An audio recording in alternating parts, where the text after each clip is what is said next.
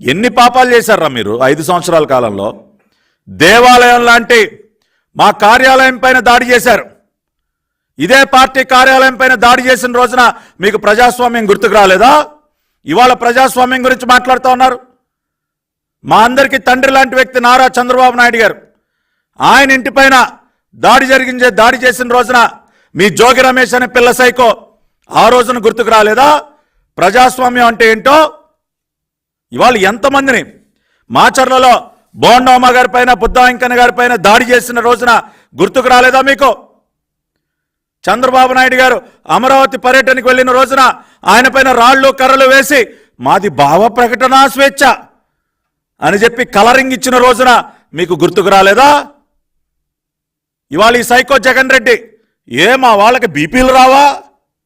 ఏది దాడులు జరిగిన రోజున ఒక బాధ్యత గల ముఖ్యమంత్రిగా ఆ దాడులని కట్టడి చేయాల్సింది పోయి ఇంకా రెచ్చగొట్టే విధంగా మాకు బీపీలు రావా అని మాట్లాడిన రోజున మీకు ప్రజాస్వామ్యం గుర్తుకు రాలేదా? ఇవాళ ఎంతమందిని తోట చంద్రయ్యని అత్యంత కిరాతకంగా పీక కోసి చంపిన రోజున మీకు ప్రజాస్వామ్యం గుర్తుకు రాలేదా? కంచర్ల జర్లైని కిరణ్ని దారుణంగా వాళ్ళ చావుకి కారకులైన రోజున మీకు ప్రజాస్వామ్యం గుర్తుకు రాలేదా? డాక్టర్ సుధాకర్, అమర్నాథ్, అబ్దుల్ సలాం వంటి వారి చావుకి కారకులైన రోజున మీకు గుర్తుకు రాలేదు ప్రజాస్వామ్యం. ఇవాళ మాట్లాడుతూ ఉన్నారు. ఇవాళ నా పక్కనే కూర్చున్నాడు మా అన్నయ్య చెన్నుపాటి గాంధీ గారు.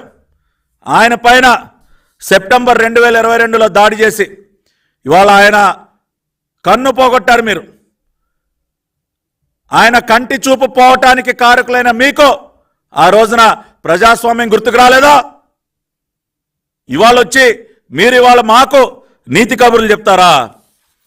ఎన్ని చోట్ల ప్రకాశం జిల్లా ఎర్రగొండపాలెంలో చంద్రబాబు నాయుడు గారి పర్యటన పైన దాడి, నందిగామలో చంద్రబాబు నాయుడు గారి పర్యటన పైన దాడి, ఇవాళ మా పార్టీ రాష్ట్ర అధ్యక్షులు అచ్చెన్నాయుడు గారిని అత్యంత కిరాతకంగా గోడలు దూకించి మరీ మీకు కొమ్ము కాసినటువంటి కాకిల్ని పంపించి ఆయన సర్జరీ చేయించుకుని ఇంట్లో విశ్రాంతి తీసుకుంటుంటే ఆయన ఈడ్చుకుని బయటికి తీసుకొచ్చి అక్రమంగా అరెస్ట్ చేసిన రోజున మీకు ప్రజాస్వామ్యం గుర్తుకు రాలేదా? కొల్లు రవీంద్ర గారి పైన లేనిపోని నిందలు మోపి ఆయన్ని అరెస్ట్ చేసిన రోజు మీకు ప్రజాస్వామ్యం గుర్తుకు రాలేదా? మా ఇంటి పైన దాడి చేసి నా బిడ్డని భయభ్రాంతులు గురి చేసి నా ఇల్లుని ధ్వంసం చేసిన రోజున ఏమైపోయింది ఆ ప్రజాస్వామ్యం? నన్ను నడి రోడ్డు పైన ఆపి నా కారుని ధ్వంసం చేసి నన్ను గాయాల పాలు చేసిన రోజున ఎక్కడికి పోయింది ఆ ప్రజాస్వామ్యం రాష్ట్రంలో? ఇవాళ మీరు ప్రజాస్వామ్యం గురించి మాట్లాడుతూ ఉన్నారు. ఇలా చెప్పుకుంటూ పోతే ఎన్ని సంఘటనలు. ఇవాళ ఒక్క నారా లోకేష్ గారి యువగళం పాదయాత్ర పైన మీరు చూసినట్లయితే దాదాపుగా 21 నుంచి 22 సార్లు దాడులు, రాళ్ల దాడులు నారా లోకేష్ గారి పాదయాత్ర పైన. మీ నాయకుడు మీ సైకో పాదయాత్ర చేసిన రోజున ఏమన్నా దాడులు జరిగాయా?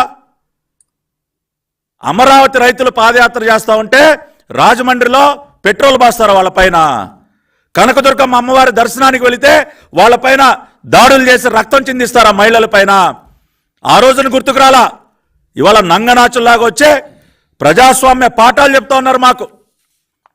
లోకేష్ గారిని 5 గంటల పాటు కృష్ణ కనకదుర్గమ్మ వారి దగ్గర బంధించిన రోజున మీకు గుర్తుకు రాలేదు ప్రజాస్వామ్యం. వివేకానంద రెడ్డి హత్య కేసులో అవినాష్ రెడ్డిని అదుపులోకి తీసుకోవడానికి సిబిఐ అధికారులు వెళితే సిబిఐ పైన దాడి చేసిన రోజున మీకు ప్రజాస్వామ్యం గుర్తుకు రాలేదా? చరిత్ర అప్పుడే చెరిగిపోతుంది అనుకున్నారా? ప్రజలు మర్చిపోతారనుకున్నారా? తాడిపత్రిలో ఎన్నిసార్లు మా జేసీ ప్రభాకర్ రెడ్డి గారి ఇంటిపైన ఎన్నిసార్లు దాడి చేశారయా?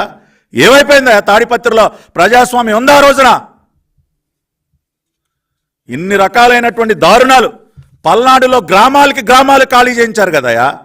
అధికారంలోకి వచ్చినటువంటి మొదటి నెలలోనే పల్నాడులో ఓళ్లకు ప్రజల్ని భయభ్రాంతులు గురి చేసి వాళ్ళందరినీ కూడా పారిపోయేటట్టు చేశారు.